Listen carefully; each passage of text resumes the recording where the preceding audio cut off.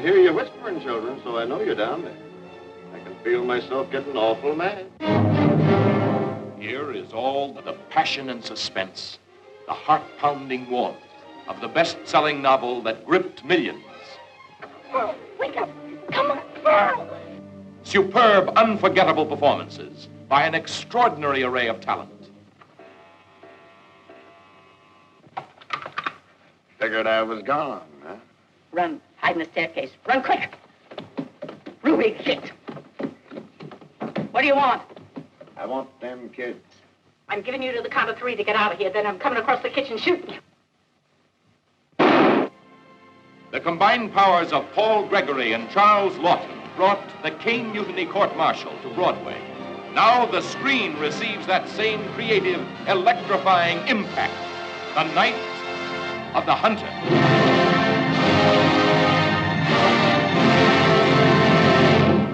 Welcome, movie humpers, adjusting the mic. I'm loud, so I don't need it that close. Right, but I need it closer. Yeah. Except for when I get excited. We're both loud people. Yeah. It's just how it is. I'm Angela. I'm Bobby. The sounds you hear are probably dogs. The strange sounds. And yeah, this is we're gonna do another old-timey movie. And this is one of your faves, right? I do. I love this movie. I have a poster of it on our wall. Maybe you can see it over the arcade. It's never the German seen. version, the German print of this movie. Yeah. And the print right next to it is the French print of The Long Goodbye, the Altman movie. Which we also need to watch because I also have not seen it. It's going to be at the Bell Court in Nashville. That's right. In the first week of June. We're going. Yes. And we're skipping at the movies again this week just because shit gets busy. And movies are expensive to go every week. But some future at the movies might not be new. Yeah. So stay posted there, because the beauty of an independent movie theater, one that is a certified historical landmark in Nashville, the Bell Court, you know, it's a lot of fun to watch movies you never would have seen in the theater otherwise. Yeah.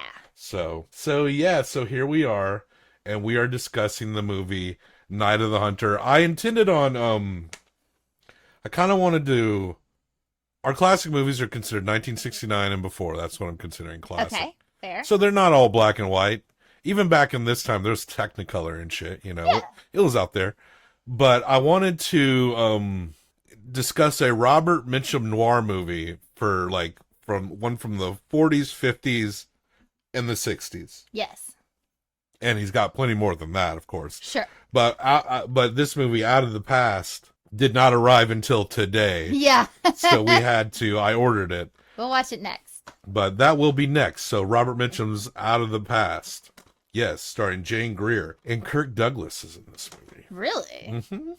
Mm-hmm. But yes, this movie, The Night of the Hunter, is a movie I particularly love. Mm-hmm. And what's great is it's directed by Charles Laughton, produced by Paul Gregory. And this is Charles Laughton's only film that he made. He came up, he was a British actor, and he and the producer, Paul Gregory, did an adaptation of the Caine Mutiny. Oh, yeah. From the novel.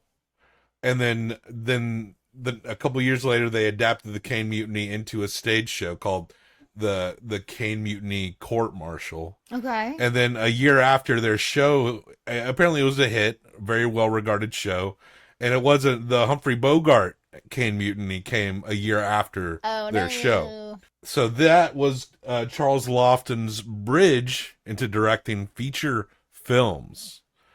And so he's a stage guy. He's a stage production guy. That makes sense. It absolutely makes sense because of the way you see the props, some of the sets. It's definitely a lot of sets. Yeah. Things look very simplified and only exactly what they need to be. Mm-hmm. And there's a few tricks. But when this movie came out, it was panned. Really? Yes. Oh, it got critically railed. Audiences didn't like it. If Rotten Tomatoes was here back then, that shit would probably get like a a 40 to 50%. What year did this come out? 1955. Do you think that people were just like railing against the fact that he's crusading as a man of God, but he's a murdering con man? It's hard to say. And to be fair, there are... You can't call it a perfect movie. No. There are certain points that are a little awkward, especially when we get into the last scene in the movie. It just felt like... Yeah. I don't know how the Davis Grubb novel reads. Yeah. But like at the end, it's just like, it seems like let's desperately show that everything's going to be okay. But then you had the character, like in the opening shot, there's like a landscaping shot and it's like wobbly as hell. Yeah. And then little Pearl is an adorable kid. Not maybe the best actor, to be honest. But not that different from other child actors of the time. There is like a cadence. And I had never seen this, but I watched a lot. I mean, I've seen a lot of black and white movies growing up. And there is like that cadence of like a little kid in a movie. It's very like the little girl from Little Rascals. Yeah. It's very much she like... looks like she'd be a little rascal. Yes, I did do that correctly. Well, the little girl who played Pearl, from what I could find, did not do any roles after this. What about John? John, I don't know where he went, but that kid was great. He seemed familiar, and he was so good. The character of John, who's the son of the dead crook, who he's hid $10,000 for, he is the most savviest person in all of cinema. And almost is this kid. He's the savviest person. And weird that his dad is one of the best people in the movie. Now, as far as his dad's a crook, but he also was like maybe one of the only good guys.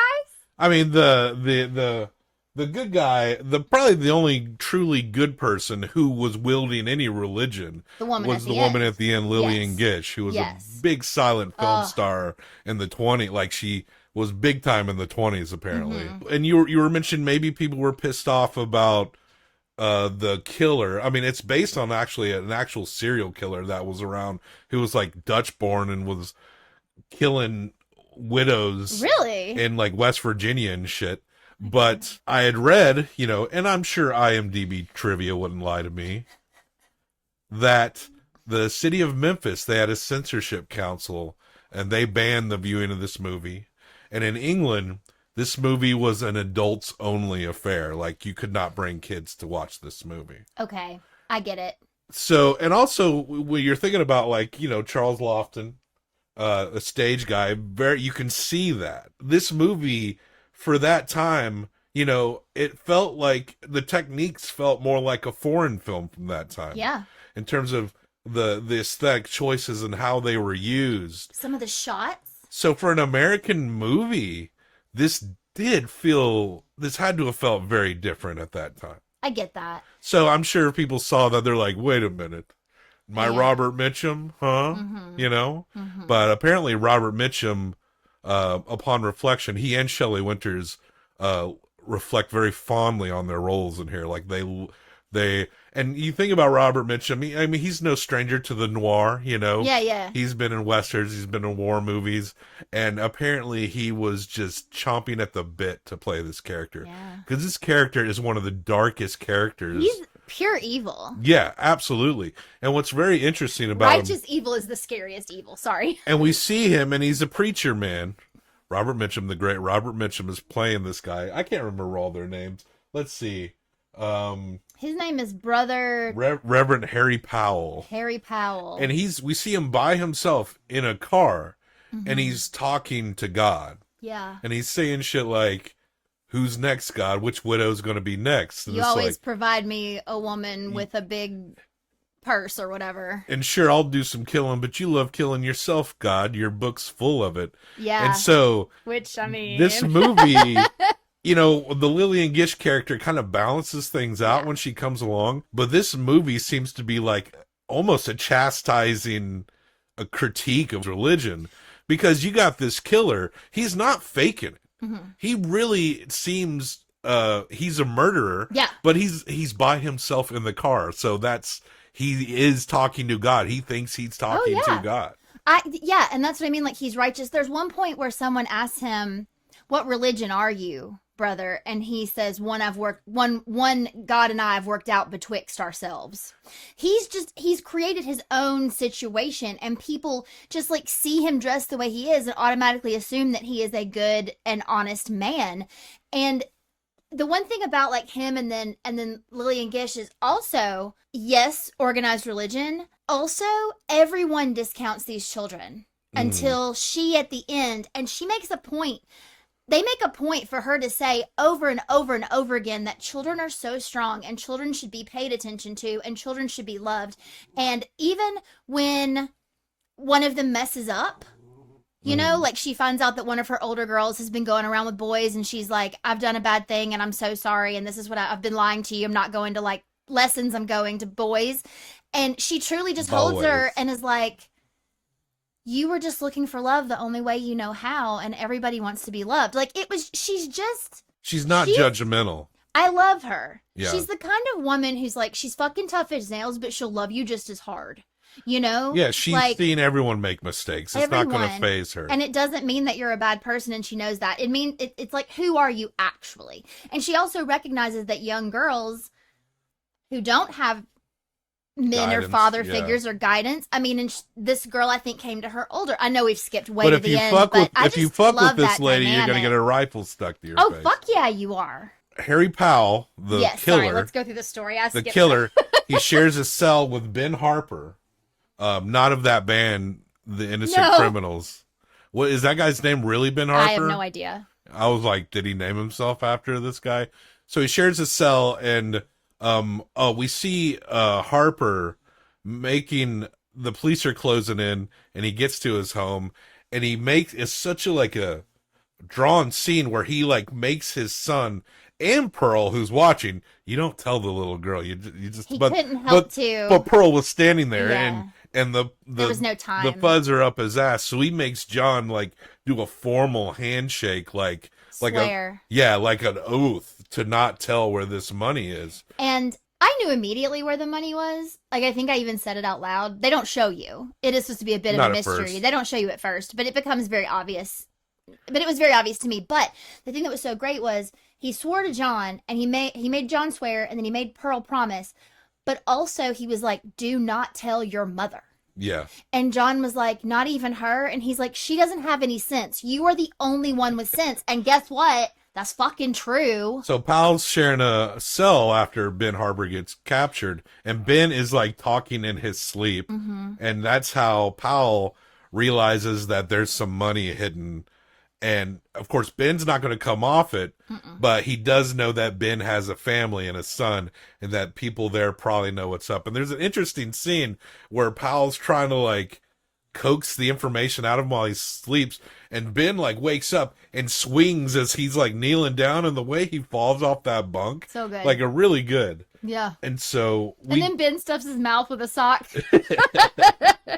So Ben ends up being hung. I guess he killed a couple folks. He did. I think he killed 2 men in the bank robbery. That's the other thing is like, then you see Powell in the car talking to God again, like, God, you put me here. Or maybe he's in the jail cell praying because he's like, you put me here on purpose. I can see why you did. Yeah. Like, you were sending me to this widow and this money. Like, this is what you want. And that gets him into town to where he meets Shelley Winters, who plays the mother.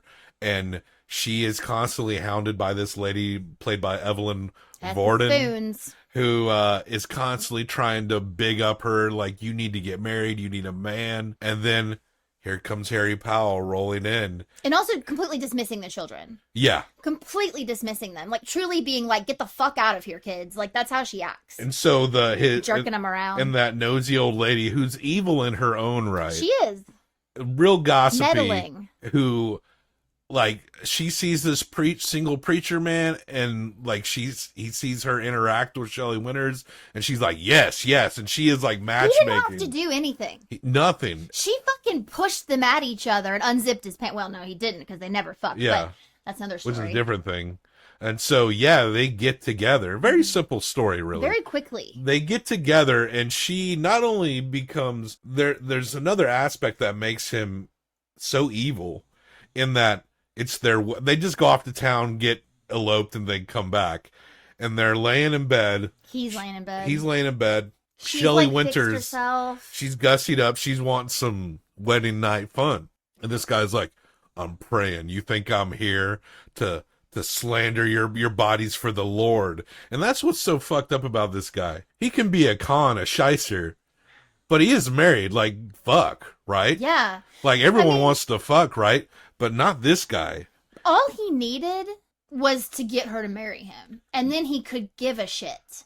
Mhm. It's like, and she like does this thing where she totally like moans and collapses, like, Yeah. what have I done? What has happened? And then truly, then she like brings herself up, and she's like, okay, God, help me be clean so that I can be worthy of him, what he wants me to be. And she essentially becomes like a cult leader, or at least like a cult member for this guy. Yeah. There's like a part where they're having like a revival, and she's like preaching about, oh, that's the other thing is, Powell very quickly figures out that John knows, because Powell makes up a story because he thinks the wife knows where the money is. Yeah. But when she doesn't, he tells her it's at the bottom of the river, and she's like, oh, thank God. I feel so clean. It's out of our lives. Like, it's ruined. There can be no money. Now we can just be married and be happy. And that's when she marries him, when she thinks that this, like, stain is off their lives. But then, another thing about the sex is, he says it's only for making children. And he's like, do you want any more kids? And she's like, no. And he's like, well, then I'm not fucking you. Yeah. Like, it's very much, it's so fucked. He's evil. He is. He's just pure evil. It's not even about the dick.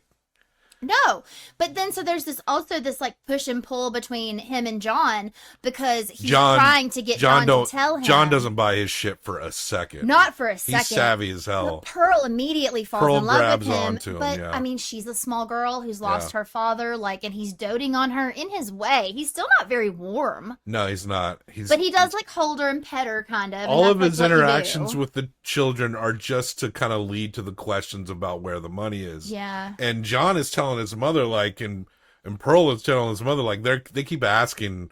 He keeps asking where the money is, and she's like, "Oh, you're lying. The money's at the bottom of the river. Why are you making things up?" Mm-hmm. Until one day, she overhears him talking about yelling at Pearl. Yeah. He's basically like, if you don't tell me, because he finds out that Pearl also knows, and he's like, if you don't tell me, I'm going to rip your arm off. It seems like he almost has Pearl, and then he just gets so impatient, and he threatens to literally dismember her. Yeah, and then when the mom opens the door, Pearl runs into the closet. And then that is the night. That night, she's laying in bed, and he comes out with a knife. And she's very, like, questioning him, but I think no matter what he said, she would have still followed him, because she was so, like, in it. She's like, you know that John knows, and you know it's not at the bottom of the river, don't you? And then, yeah, he does the thing. He basically kills her. There's this moment, this is one of those theatrical shots, where he's like, she's talking, and she's staring at the ceiling talking, laying in the bed. And then you see him across the room, and he's, like, in front of the window, and he's, like trying to, like, he's, like, I don't know what he's doing. He's like reaching for God or to not be mad. I don't know what he's doing, but he like has this whole thing. And then it's like he decides like, oh, this is the time I kill her. Yeah, this is it. He does not waste. Once he realizes there's no point, he just goes straight for the final solution. And there's little John Harper. The only other guy he trusts is this man who lives in like a little. Is it Uncle Billy? I think it's Uncle Billy. I think. And I can't remember all their names. No, yeah, but Uncle something. Yeah. And he's always like, if you're ever in trouble, you come and get me. But so he goes out on a boat, and Powell tells everyone that she runs off. Shelley Winters runs off. Mm-hmm. And Evelyn Varden, like, her husband's a little more doubtful, but she's like, she believes everything Powell says to him. It's like, oh, what a hussy. I always knew. It's like, no, you didn't. And you were trying to marry her to a preacher. You didn't think she was a hussy. So the uncle who runs in the river house, he takes a boat out, and he looks down into the water, and then we get probably one of the most, like, iconic scenes from this movie. It was, like, hauntingly, terrifyingly beautiful. It was beautiful. It's gorgeously tragic. We're starting to ramp up into the part of the film that is, for me, and so weird to say, but extremely calming. We see this was a mannequin, and they did the face up. It looked perfect. They did an amazing job. But yeah, and so you got the weeds, and I wonder, was this like an aquarium? Did they shoot it through? Oh, in Sunset Boulevard with the Joe in the pool. Yeah, was I right? You know how they shot that? How? Mirrors. Mirrors. You can't be in a box under a pool because it's the waves will distort and the light and the reflection. Okay. But if they shot down into the mirrors, that's so smart. Yeah. So, but this looked more like. So when I saw this, I was like, "Is this mirrors?" But then it looked like they just maybe had a big glass set. Yeah, maybe it looked they like did. Kind of looked like an aquarium setup. But they do look down on it. They have like a top-down shot because you actually, it's insane how clear it is. He just looks over and it's like, there's a dead woman. Yeah, yeah. In a car with it. She's still in her nightgown. Her arms are chained or roped around her waist, holding her down. Mm-hmm. And she's in the whole car and her hair is just like going in the water with the seaweed. And it's just, they stay on that shot for quite some time to where it makes you uncomfortable, and it should. Yeah. It's like, it's pretty perfectly done. It's really dark. Yeah, I mean, we haven't seen every movie from these times, but there's a lot of codes. There's a lot of rules you got to do. It was much more so than now. Now they just voluntarily suck. Back then they had to skirt around a lot of like limitations and bullshit. Bureaucracy. And yeah, to see this like for a long time they couldn't kiss longer than like 30 seconds or some shit. Shit like that. Can't show your ankles. And so stuff. in Casablanca, they're like kissing several times shortly, stuff like that. But yeah, just that shot here. Like if you've ever seen Night of the Hunter, you know exactly what the Night of the Hunter, as it's called. So then I'm just going to call him Uncle Billy because I think it is. Uncle Billy goes back. Uncle Baby Billy? No. Oh, is that why I thought that? Anyway, Uncle goes back to his like little shack by the river. Birdie. Uncle Birdie. Uncle Birdie. Thank you. Uncle Birdie. Uncle Birdie goes back to his shack by the river and he starts drinking. And he's talking to the picture of his dead wife who died like 25 years ago. And he's like, I can't tell them. They're going to think I did it. They're going to think I did it if I tell them, which is crazy. Yeah. It's such a crazy idea. But he's always told the kids, you can come to me if ever you need something. Like, come a-yelling if you ever need anything. And Uncle Birdie. Because he was like, something's wrong at your house. Well, what happened before that was John had seen the car drive away. He knew his mom was dead.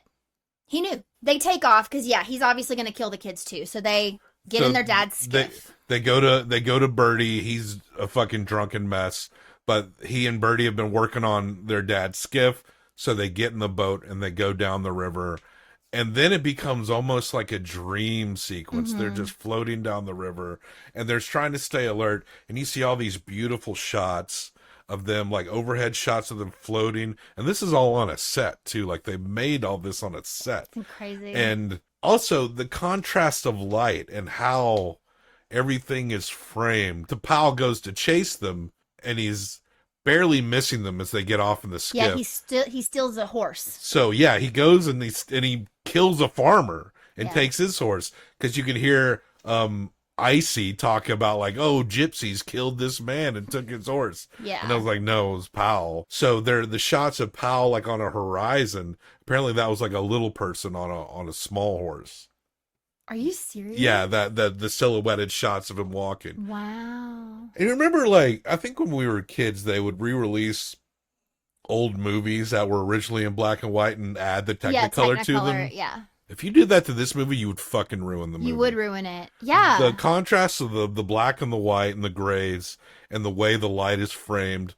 Charles Laughton is a genius for how he set all this shit up. I'm never going to be able to hear the Leaning song ever again for the rest of my life and not think of this movie. It's that like leaning, leaning, leaning on the everlasting arms. Yeah. Like that song, that like hymn. It's like he wants you to know he's coming. He does. That's his calling card. Yeah. He wants those kids to know, which is what's fucked up. You can't sneak up on somebody if you're announcing yourself. Yeah. But he does that. He sings the song the night he comes to their house.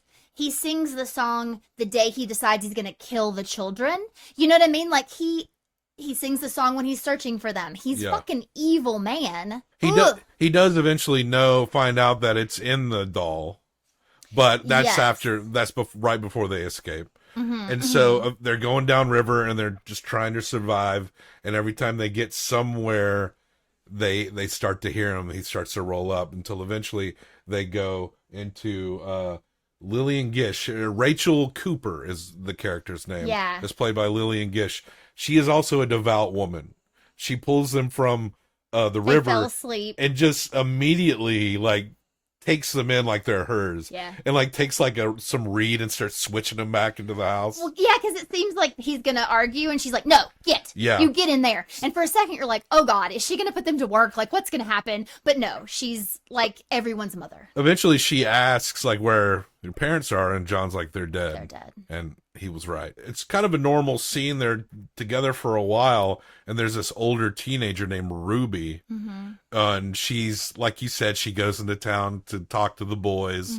And one of the men she happens to get attached to is the Reverend. He was looking for her. He was looking for her. Because he was straight up like, you live at, what's her name, Ruby? He gets the Miss Cooper's house. He Rachel gets the Cooper. information from her, and he knows through her that 2 kids they came off a river and are living with her. Well, and she tells them their names. They didn't change their names or And anything. And is there a doll? He doesn't keep the con. Once he gets the information, he just walks off. But she's like this dumb teenage girl who's so She's in love. smitten. And so It's because he didn't make her suck his dick for the ice cream he bought her. Yeah. He just asked her some questions, so she thought he was a fucking gentleman. Yeah. That's sad, though. She's sad. She's a sad character. right. But he wasn't a gentleman. She's he was just not worse. very smart, and she, like I said, she just wants love. and Even that's when why he's prowling around the house. she can't stop. She can't stop pining for him. She's a pretty she's an easy character to get mad at. There's a few characters that are like, God, right? Yeah. Outside of Mitchum's Harry Powell himself. Yeah. And so eventually it comes down and he goes into the house. Well, first he tries to be like, I'm their dad. Yeah. He tries to just come collect them. She doesn't buy that shit. And And John, of course, immediately- is not like, And that's the thing. She and John are so alike. I loved it so much when she's like, he's not their dad and he ain't a preacher either. Like, it was like, you really, or not a man of God or whatever. You really caught on John and Rachel, the way that kid playing John, really good. And Pearl, like I said, she seemed like a little rascal. She's got Just adorable. She's got this round cherub face. She's Little very ringlets. cute. I had ringlets like that. She's very cute. She's just funny to me. Like, she's just funny just to watch her. John! But John was savvy. And yeah, he and Rachel, you could tell that they had a genuine bond there. And that came through very well in the movie. So much trust immediately when they realized they were the same. And there was just something warm about seeing them together in their scenes. Because, once they hit the water, he and Pearl, like, there's just something so serene about it. Like, it really, watching that, I've seen this movie a few times, like, I get relaxed when they're on that boat. It's gorgeous. And they're just floating along, and You you can wish see you the were night there. and the silhouette. The animals. And then you feel like genuine warmth in Rachel Cooper's home. And then, of course, this monster man comes around. She ain't buying it. She's pointing rifles at them. He's sneaking around. It takes a while for him to get into the house. A cat gives him away, and she pops him with some bird shot. He runs into the barn. He runs off into the barn, and that's when she calls the law, the deputy, the sheriff, or whoever, and they come and get him out of the barn. And this is the part I wanted to talk about. So at the very beginning, when the dad is being arrested, he's standing in the yard in front of the children, and they make him get down on his stomach, and they cuff him behind, and John's yelling, no, don't do that, because he doesn't want his daddy to be taken away. Okay, he doesn't give a fuck about Powell, but when he sees that same exact motion happening, it is the first time that baby breaks. Oh. And he loses it. It's just more like a trauma response. It's a trauma, and then he takes the doll, and he's like, you can have it, I don't care, you can have it. And he's like, the money's flying everywhere. But it's because he's, in that moment, he sees his dad. Yeah. He does not see Mr. Powell. Mr. Powell can go fuck himself. Yeah. But that is the one time he's been holding so much in because he is such a strong, tiny human. Yeah. And that's what she keeps saying. Like, children are so resilient. Like, children do not get the credit for the fact that they can take a fucking beating and get right back up again. He was having PTSD. So the lady, Icy, Evelyn played by Evelyn Varden, her and her husband go from being the biggest supporters I hate people like this. of this serial killer She's bad guy number 2. to now, like, oh, I'm the leader of the lynch mob. And I always knew. I always knew, and they got a lynch mob. They're going to the jailhouse, and they have to get this guy out. And in the middle of that, so like that insanity's happening, right? But it's Christmas time. Yeah. And Ms. Cooper is at the store with all the kids. They're buying things. Like, they probably can't afford a whole lot, but, they're shopping. Yeah. And she sees the lynch mob, and she's like, they're like cutting through alleys and like stores to like stay away from these people, because at some point they see the kids, they're eating. Yeah. They see the kids like having ice cream after their shopping trip, and it's Yeah. like, that's them. Those are the kids that he did the bad thing to. And it's like, she's like, these children do not need this right now. Yeah. Like, this is not, y'all need to stay away from these fucking kids. And so she just collects them, and they run off to the house together. And the police have to shuffle Powell off. And I was kind of surprised you don't get like you're not going to get a stark hanging scene, but some kind of alluding that he gets killed. You know what you did though? You What? did kind of. Yeah. The guy, when the dad gets dad gets hung at the beginning, that the guy who is the warden or whoever it is, the man who's like, he had to witness the hanging, he goes home and he's really upset, and he's talking to his wife. Like, there's so many tiny little things in this movie that are brilliant. Like, you don't really see that character again until the very end, but he's having this moment where he's like, I need to quit this job. And she looks at him and she goes, you always are like this after a hanging. Yeah. But he looks at his wife and he looks at his two kids, and he feels guilty about this man dying. I keep saying murder, but I know he's been sentenced. He comes out at the end when they're driving Powell off in the car. He comes out in the stairs and he goes, he like tips his hat, and it's something like, this one will be a pleasure, or something. This one, like. No bad feelings on this one. This will be an easy day at work. Like, there's some sort of comment he makes. He gets hung. So the last scene of the movie, because the movie's so dark and like there's such a menacing shadow looming through the whole thing, you kind of expect something bad to happen, but no, it's just a Christmas scene. Yeah. And where Rachel Cooper is giving presents to all the kids, and John's, of course, it's like John feels comfortable with Rachel Cooper for the first time, since all this, since he lost his dad, since this guy came into his life. And you don't know where it's going, but the movie just makes it a strong point to end on a high note. Yeah. They're going to be okay. They're going to be okay. And the serial killer Harry Powell, played by Robert Mitchum. Not going to be okay. Apparently, Robert Mitchum, like I said, he was super excited to play this role.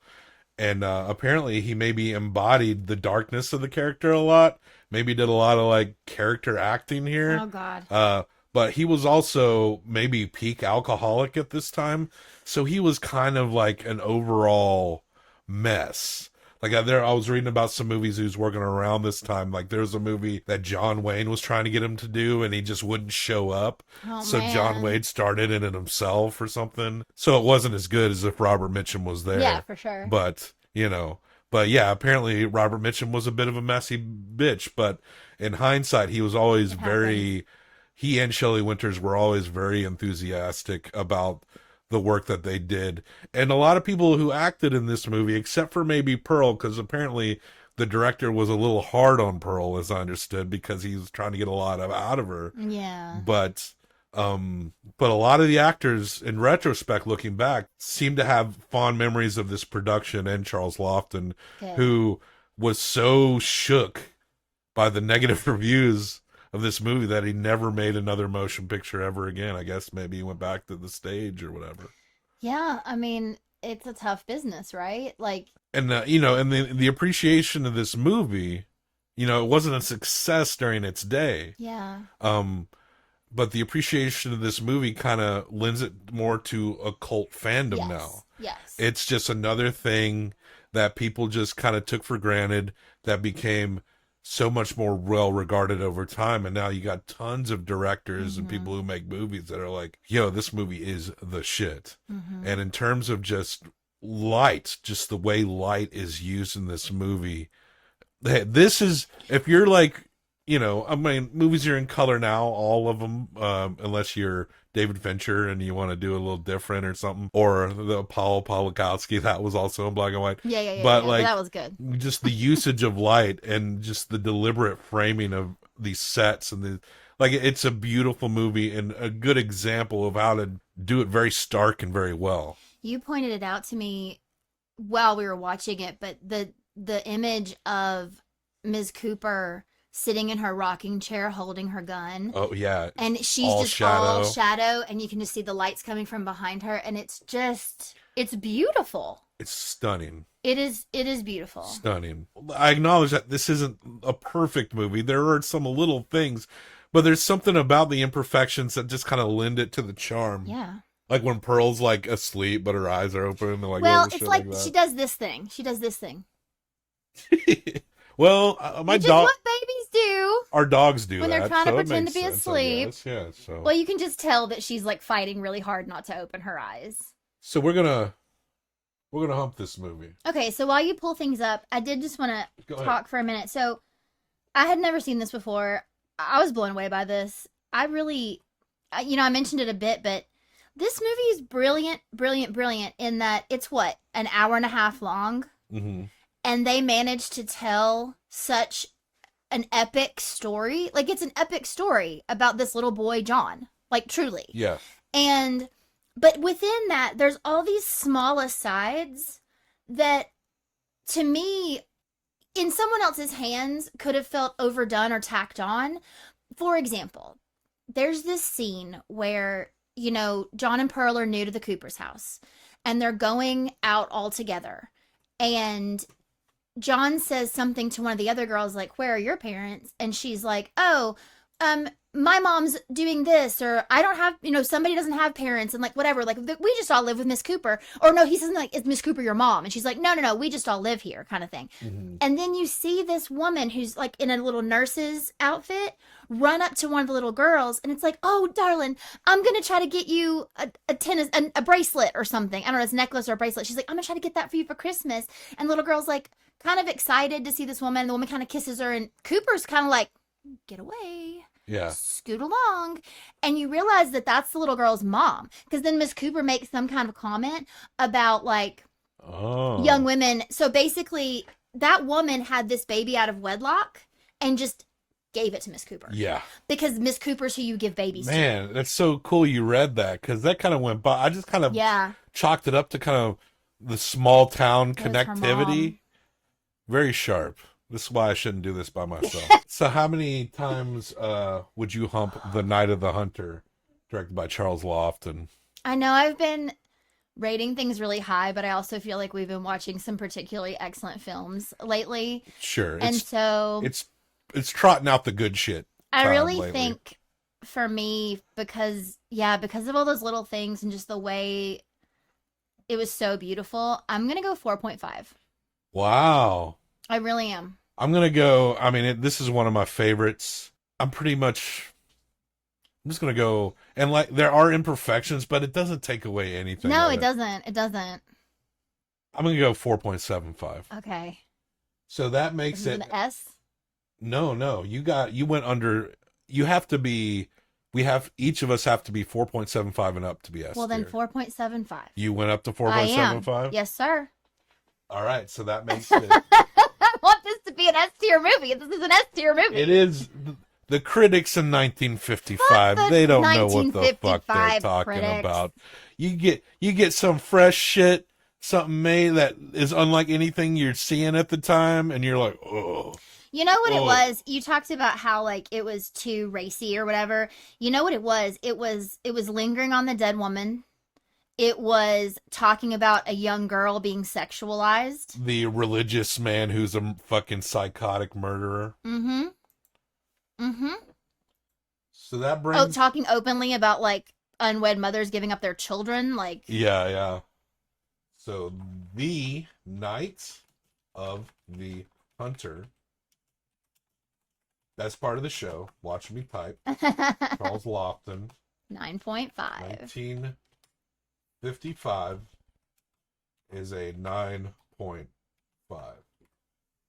So it's really 9.5 to 10 is all that is an S tier. Yeah. Okay. And like we've said before, yeah, if you're a 9.5, you might as well be a 10. Absolutely. S tiers, you just kind of lump them the same. But, we have... gives you a rating. But we have 3 S tier movies. Thief, Sunset Boulevard, and The Night of the Hunter. I think that's an excellent excellent group of films. I mean, I can't believe I'd never seen before now. this is one of Out of the Past is a very well regarded film noir. We neither of us have seen it. I'm really excited. Oh, you've never seen it? No. So I don't know. When it comes to the old stuff, I'm actually we don't have an F tier movie. We need to watch some bullshit. I mean, we need to watch some shit. Johnny Mnemonic was a D. Yeah. It wasn't an F. We'll have to get there. That may be our next goal. I mean, find a movie that's so bad it pisses you off. What are the D tiers? Is that the only D? D tier is pretty broad, 2.5 to 4.25. I mean, like, what are the movies? Is it just Johnny Mnemonic? Johnny Mnemonic is the only D. Yeah, C and B I think are our most common tiers. Yeah, that makes sense. Renfield is a C. It makes sense. There is a lot of B and C ass movies out in the world, right? Because movies are hard to make, so you gotta like give some commendation to getting it done. Yeah. But the reality is most of them are probably going to be like a B or C, unless they're just total. Unless Johnny Mnemonic is just like weird and like what. Mm-hmm. But yeah, I'm excited. What is a completely shit ass movie? We'll get there. All right. Check the show notes for any links and more places to find us. Death to all traitors. Death to all traitors. Leaning, leaning,